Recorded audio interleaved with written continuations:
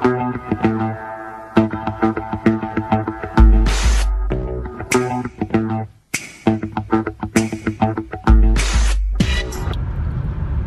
Brown Boxing here.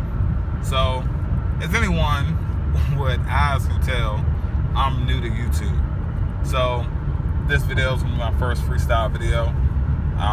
What I'm talking about is not necessarily a current event. It's just like my thoughts on my favorite division. My favorite division is the welterweight division. It may be kind of obvious to some. My favorite welterweight fighter is Errol Spence. My favorite fighter is Errol Spence. So I want to talk about the welterweight division. I want to talk about Errol Spence, and I just want to talk about like the confusion that I have when it comes to the welterweight division. Now, first thing first, like the fight that I want when it comes to Errol Spence, like his next fight, if I had it my way, I would want Errol Spence to fight Keith Thurman. Okay, we all know Keith Thurman is hurt or he's recovering, whatever the case may be with Thurman. So I'll put Thurman off to the side right now. Now, another good fight for Errol would be Shawn Porter. Now, last week, like I saw a video about Kenny Porter saying that he no longer wanted to work with the IBF after Shawn lost his title to Kell Brook and he was completely removed from the ranking. They said some time ago, before Errol Spence even became the IBF champion, that the Porters didn't want to work with the IBF anymore. So I don't know how true that is. It was just something I heard. So let's just say that's true. Now, that takes Porter out of the mix. But the thing that confuses me is guys like Danny Garcia. Like, Garcia keeps pushing for this rematch with Thurman. And let's say he just doesn't get that fight. You know, Thurman has WBC mandatories. He has a WBA mandatory. And to my understanding, Porter is the #1 mandatory. So I'm just trying to figure out, like, why wouldn't Danny Garcia take a fight with Errol Spence if he truly wants to become a champion again at welterweight? Excuse my blinker, y'all, I'm driving. But I don't understand why Danny wouldn't want to fight Errol Spence. Now, okay, yes, it's the fear factor. We assume that it's the fear factor. But me, you know what I wish? I wish the next big PBC fight, the same way they had Gervonta Davis, Keith Thurman, and Errol Spence, like all at the broadcasting table.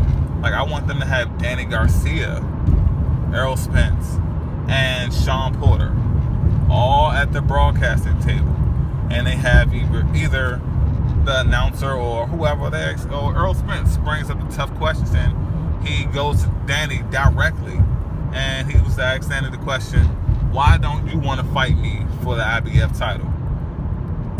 If you beat me, that would give Keith Thurman more incentive to even fight you. Like, Thurman would look at me, speaking in third person is Errol Spence. Like, Thurman would look at you as like, okay, you know, I already beat this guy once. I took his WBC strap. I'm a unified champ.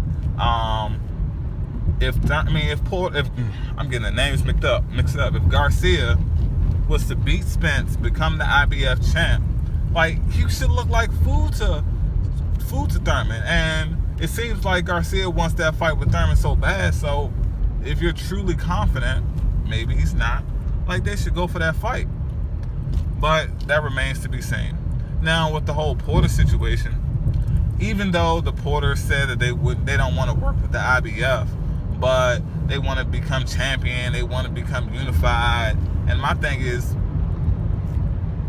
like, even though that you have your issues with the IBF, if you can get the fight, why stall your career? Like, why take away an extra opportunity to become a multiple-time champion in your division? Like, why limit yourself? To me, that just doesn't make any sense. Like, I understand that you have an issue with the IBF and the politics that happened after you lost to Kell Brook, but the opportunity has come back up, and it seems like they're completely ignoring it. Like, I know these guys know that Thurman is a WBC and a WBA champ.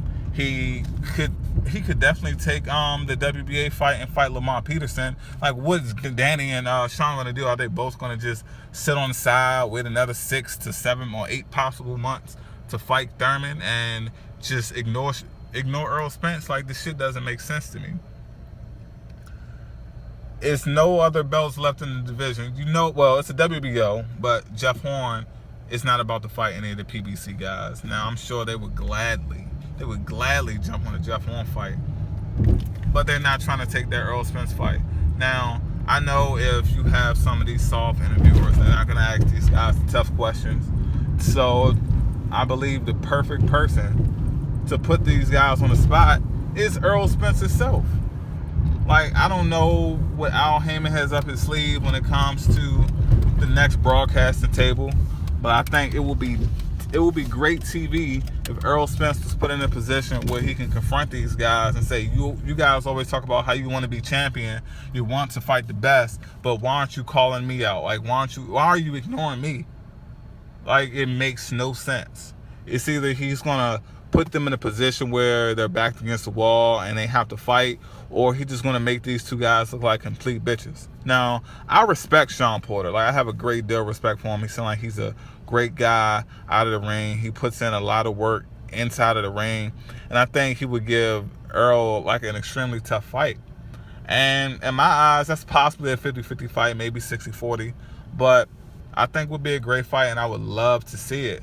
And it would definitely give Errol Spence the possibility to put a top-notch welterweight on his resume, and vice versa for Sean Porter. You know, if he's to beat the man that beat the man to beat him, meaning Kell Brook, like, he can catapult himself back into that, you know, that superstar status. To me, man, y'all, I just don't get it. Danny Garcia, honestly, the respect I have for him as a welterweight is extremely low.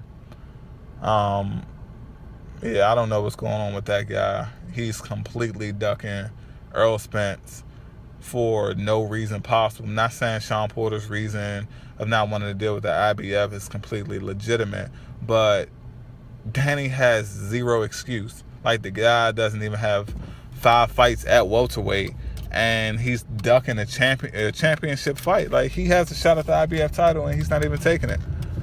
But hopefully, you know, we'll figure something out soon. Maybe these guys will be on some, you know, broadcasting table and they had the opportunity to say what's on their mind.